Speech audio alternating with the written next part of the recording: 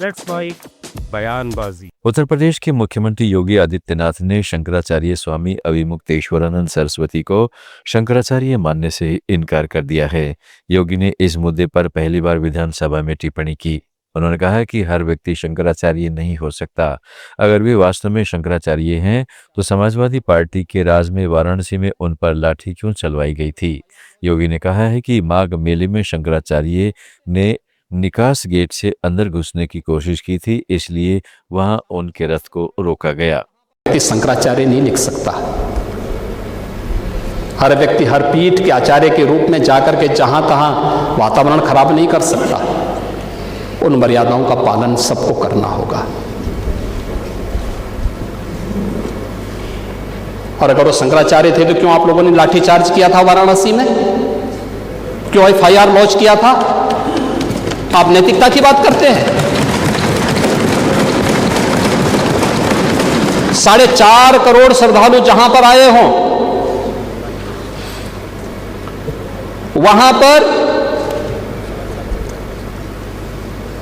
जो exit gate है, जहां से श्रद्धालु बाहर निकल रहा है स्नान करके,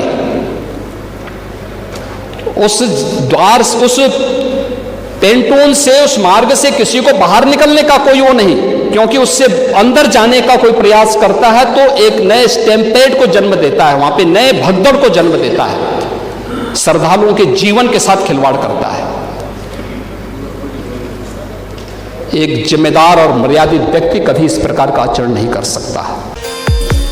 बिहार के मंत्री अशोक चौधरी ने जमीयत उलेमा ए हिंद के अध्यक्ष मौलाना अरशद मदनी के वंदे मातरम गाने का विरोध करने पर उन्हें धर्म का ठेकेदार करार दिया है। साथ ही उन्होंने शंकराचार्य को भी ठेकेदार बता दिया। अशोक चौधरी ने कहा है कि वंदे मातरम देश का राष्ट्रीय गीत है, जिसका विरोध अनुचित है।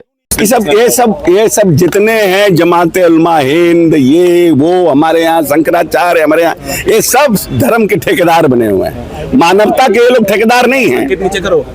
मानवता के ठेकेदार ये लोग नहीं हैं। सब लोग अपनी अपनी डपली बजाने की कोशिश करते हैं। सबसे बड़े बात है मानवता। क्यों नहीं जन वंदे मातरम होगा? क्या प्रॉब्लम है?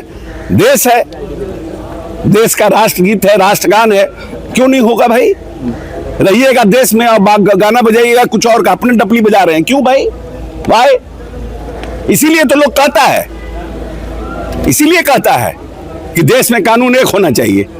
यही सब कारण है। इसी तरह के जो ढपुसंकी लोग हैं, जो देश को बांटना चाहते हैं, चाहे यहाँ के सनातन के ठेकेदार हो, चाहे मुसलमानों के ठेकेदार हो। बरेली के सिटी मजिस्ट्रेट पद से इस्तीफा देने वाले PCS अधिकारी अलंकार अग्निहोत्री ने वृंदावन में नई राजनीतिक पार्टी बनाने का ऐलान कर दिया है। उन्होंने बांके बिहारी मंदिर के दर्शन करने के बाद सनातनी संस्कृति पार्टी के संगठन की घोषणा की। अलंकार ने कहा है कि ये पार्टी सनातन मूल्यों की रक्षा, UGC के नए नियमों, SC/ST एक्ट के कथित दुरुपयोग और बांके बिहारी कॉरिडोर जैसे मुद्दों पर चुनाव लड़ेगी।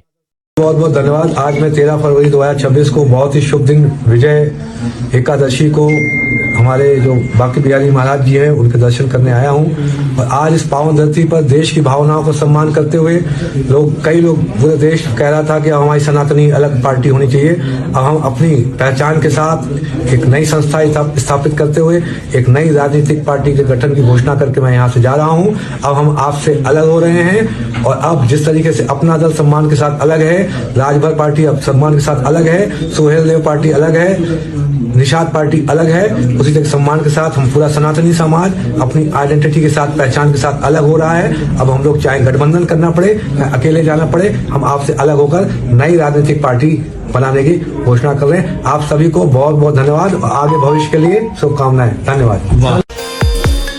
कांग्रेस नेता पवन खेड़ा ने हरदीप सिंह पुरी के एक इंटरव्यू में दिए गए बयानों पर सवाल उठाए हैं।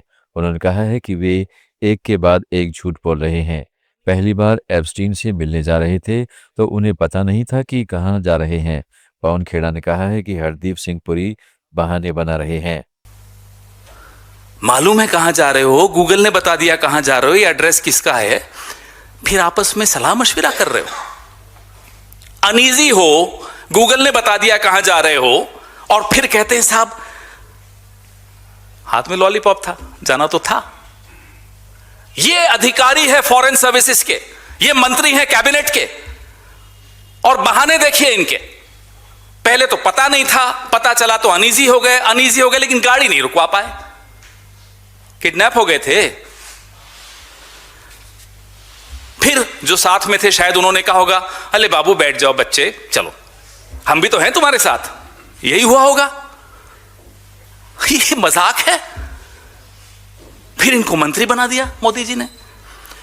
फिर एक कहते हैं कि हम में से कुछ को एप्स्टीन के क्रिमिनल रिकॉर्ड पे शक था कि वो क्रिमिनल है या नहीं है। इस पर भी हरदीप पुरी कहते हैं कि हम में से कुछ लोगों को इस बात पर भी शक था कि एप्स्टीन क्रिमिनल है या नहीं। ये एप्स्टीन ने खुद 2008 में फ्लोरिडा की कोर्ट में अपना गुनाह कबूल लिया था, सजा हो गई थी। तो क्या हरदीप पुरी जी, भगवान खुद आकर आपको कहें कि हरदीप पुरी जी ये एप्स्टीन क्रिमिनल है? बिहार के निर्दलीय सांसद पप्पू यादव ने नीट की छात्रा की मौत के मामले में कहा है कि वे इस लड़ाई को आगे ले जाएंगे। पप्पू यादव ने कहा है कि न्याय के लिए मैं हाईकोर्ट और सुप्रीम कोर्ट तक जाऊंगा। इसको मैं सुप्रीम कोर्ट में रीड करने जा रहा हूं। नीट की बच्ची की लड़ाई मैं रुकने नहीं दूंगा। जिन लोगों ने राहुल जी, प्रियंका जी या सभी देश के मांझी जी, हमारे चंद्रशेखर रावण जी से लेकर सहनी जी, जिन पार्टी के नेताओं ने और साथियों ने और वरिष्ठतम कांग्रेस साथी माले, राजद, सभी दिग्विजय सिंह साहब हमारे नेता, सभी लोगों ने, संजय सिंह जी आम आदमी पार्टी, सभी लोगों ने, मनोज झा जी, आनंद मोहन जी, रणवीर, सभी लोगों ने जो तेज प्रताप जी हमें सपोर्ट किया, ओवैसी साहब ने हमें सपोर्ट किया, अख्तरुल इमाम जी ने जिस तरीके से परिवार का दृष्टि दिखाया, मैं दिल की गहराइयों से उनके साथ साथ सभी सोशल मीडिया और चैनल को और अखबार वाले को मैं हृदय से मैं आपका ऋणी हूं कि यदि आज मैं जीता हूं तो ये न्याय की जीत है। मैं धन्यवाद देना चाहूंगा अपने न्यायालय को, जिन्होंने दूध का दूध, पानी का पानी किया, और इसमें सबसे ज्यादा भूमिका बिहार के तमाम जनता, जो मेरे लिए भगवान है, दो भगवान है, एक न्यायालय, एक जनता, और उसमें सबसे ज्यादा भूमिका मीडिया की है, और मैं मीडिया को आभार प्रकट। बांग्लादेश की पूर्व प्रधानमंत्री शेख हसीना ने 13वें संसदीय चुनाव को सुनियोजित और शर्मनाक ढोंग करार दिया है। उन्होंने चुनाव प्रक्रिया पर गंभीर आरोप लगाए और कहा है कि यह जनमत का प्रतिनिधित्व नहीं बल्कि प्रशासनिक हेरफेर और संख्यात्मक धांधली का चीता जागता उदाहरण है। हसीना ने कहा कि गैरकानूनी यूनुस प्रशासन के तहत यह एक तरफा और फर्जी चुनाव था, जिसने जनता से उनके मतदान को मौलिक अधिकार छीन लिया।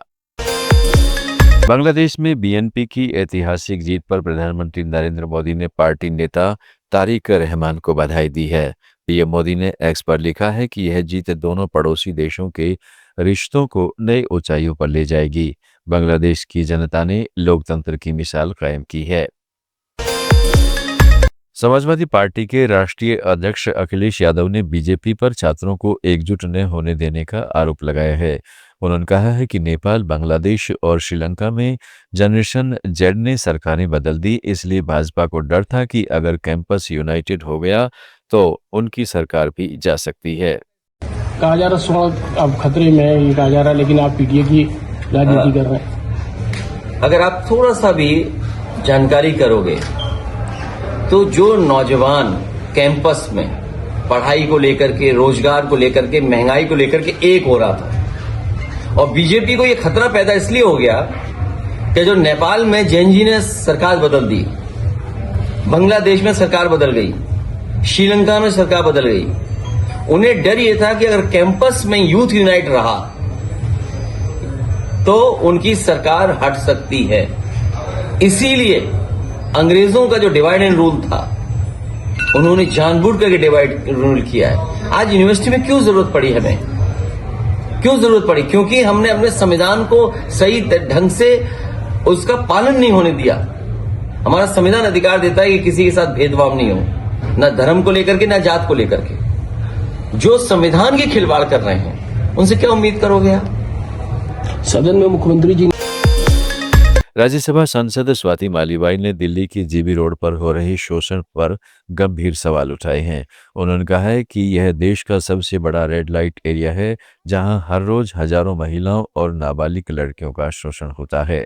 जीबी रोड हमारे संसद से सिर्फ 3 किलोमीटर की दूरी पर एग्जिस्ट कर रहा है। सर, यहाँ 90 ब्रॉथल्स हैं और हर दिन यहाँ 5000 जो महिलाएं हैं उनके साथ कई बार शोषण होता है। कई बार हमने यहाँ से अंडर एज लड़कियां रेस्क्यू करी। सर, एक लड़की जो 15 साल की थी, जब मैं उसको वहाँ रेस्क्यू करने गई तो सर उसको तहखानों में छुपा रखा था। हमें 4 से 5 घंटे लग गए उस बच्ची को उन तहखानों में से बाहर निकालने में। सर, वो देखने में 32 से 33 साल की लग रही थी, पर जब हमने उसका बोनेज टेस्ट कराया तो वो 14 साल की निकली। सर, उसने हमें बताया कि वो 9 साल की उम्र में बेची गई थी जीबी रोड पे और हर दिन उसे ऑक्सीटोसिन के इंजेक्शंस लगते थे जिससे कि उसके बॉडी पार्ट्स बड़े दिखे। और सर, हर दिन कई लोग उसके साथ शोषण करते थे। जब तक हम उस पर पहुंचे तब तक sir she was suffering from several diseases. हमने उसको दिल्ली सरकार के शेल्टर होम में रखवाया सर, लेकिन वो वहां से भी कुछ दिन के बाद गायब हो गई। हाई कोर्ट तक ये मैटर गया। हाई कोर्ट ने भी अपनी पूरी जान लगाई कि लड़की को वापस ढूंढ के ला सके, लेकिन सर वो लड़की नहीं मिली। आज भी मुझे नहीं पता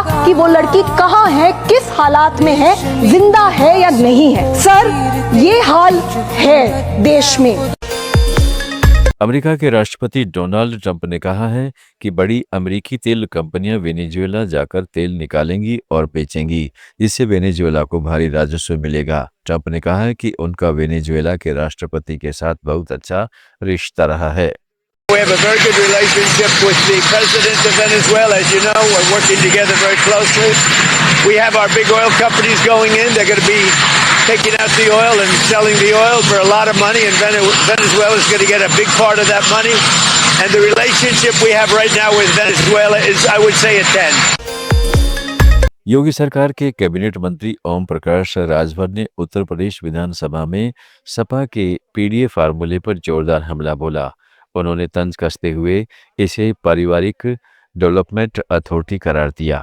जो भी उठ रहा है वो खाली पीडीए की बात कर रहा है, पीडीए की बात कर रहा है। पीडीए में खाली हम तो समझ नहीं पा रहे, जब आपकी सरकार थी तो पीडीए का फार्मूला आप बताते हैं, एक पर डटे रहो तब तो माने कि पीडीए का फार्मूला आप सही बता रहे हो। कभी टी से पंडित बताते हो, कभी टी से पिछड़ा बताते हो, कभी डी से दलित बताते हो, कभी डी से डिम्पल बताते हो, कभी ए से अगड़ा बताते हो, कभी ए से अल्पसंख्यक बताते हो। पहले एक जगह तो अडिगो की पिछड़ा में है कौन?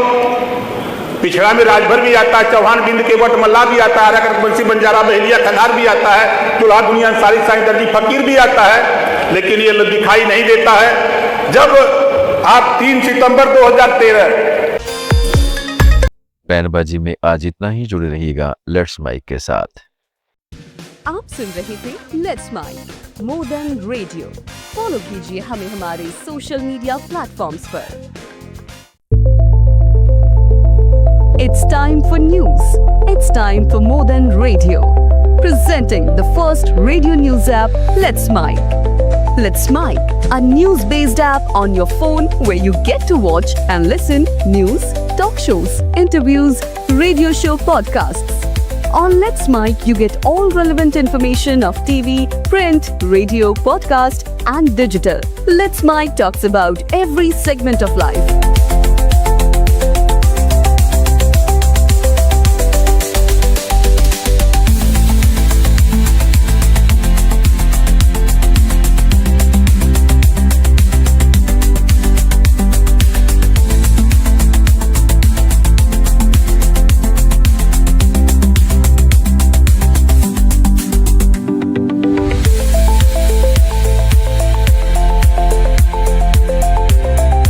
Download the app now from Play Store. Available both on Android and iOS mobile phones. Follow us on YouTube, Instagram, Twitter, LinkedIn, Facebook, Telegram, WhatsApp, Snapchat. Let's talk, let's connect, and let's mic.